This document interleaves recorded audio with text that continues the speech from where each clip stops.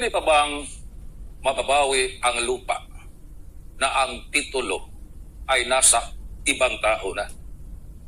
Ang unang tingin sa batas, kung meron kayong title o titulo sa lupa, ikaw ang nagmay-ari sa lupa na yan.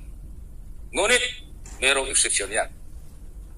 Kung ang pagkakuha ng ganyang titulo ay ginamitan ng pandaraya, ang tawag sa batas, fraud, or merong irregularidad para makakuha ng titulo, sabi ng ating Supreme Court, kahit meron pang titulo ang nagmamay-ari ng lupa, pwede pa rin mabawi sa totoong owner ang lupa.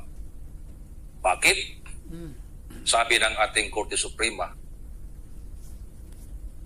hindi ibig sabihin na kung meron ka ng titulo, hindi ka na mapaparusahan sa ginawa mong kamalian. Pwede pa rin makuha ng totoong owner ang lupa na yan kung ginamit mo lang ang titulo sa pandaraya.